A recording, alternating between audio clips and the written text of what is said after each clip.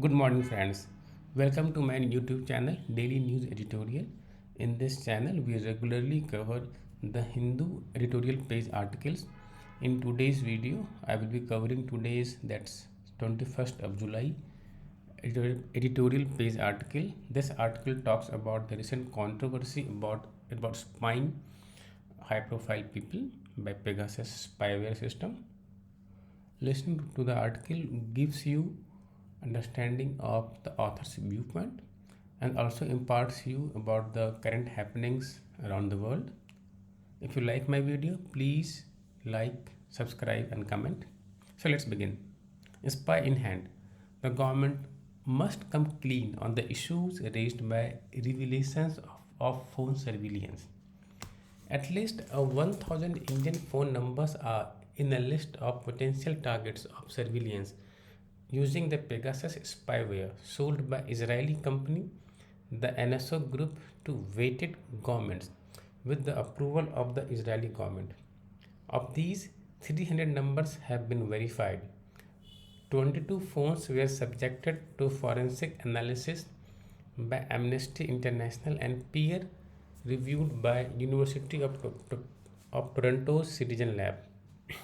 Of these, 10 were clearly established as being targeted by Pegasus. 8 of the other 12 yielded inconclusive results.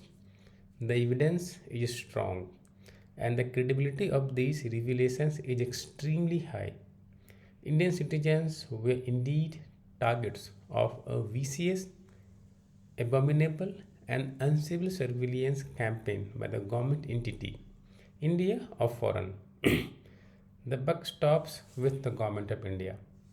Instead of coming clean and explaining what it intends to do to protect citizens, the GOI has fallen back on disingenuous claim that no illegal surveillance is possible in India. There are legal provisions for intercepting communication and assessing digitally stored information in the interest of national security and public safety. The capture of a handheld machine by Pegasus turns that into a real time spy on the target who can be watched over and followed every step. This surveillance is total into their private and intimate lives, which have no bearing on any public interest. The cohort of people who were potential targets, journalists, politicians, probably a Supreme Court judge, and a former election commissioner, does not indicate that the surveillance was necessitated by national security or public safety concerns. It is safe to assume that no information regarding terrorism or Chinese intrusion can be obtained by spying on a woman who complained of sexual harassment by a former Chief Justice of India. On the contrary, the composition suggests that private craving, turpitude, and even where voyeurism motivated the perpetrators. The violation is about privacy and much more.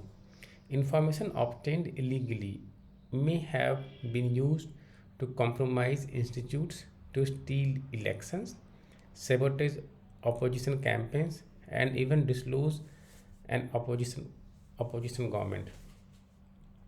That the accused in the Bhima Koregaon case had their computers breached by unknown entities to plant evidence that the prosecution is now using against them is notable in this context. That state agencies can trample upon the lives of citizens in such manner while elected representatives plead ignorance is unsettling for a democracy. This is antithetical in the this is antithetical to the basic creed of democracy. The truth about these revelations must be unearthed through an investigation by a JPC or by the Supreme Court or any other credible mechanism. A starting point for the government must be in clearing the air on the foremost question it is skirting around. Has any Indian agency brought Pegasus? If you like my article, please subscribe, like, and comment. Thank you.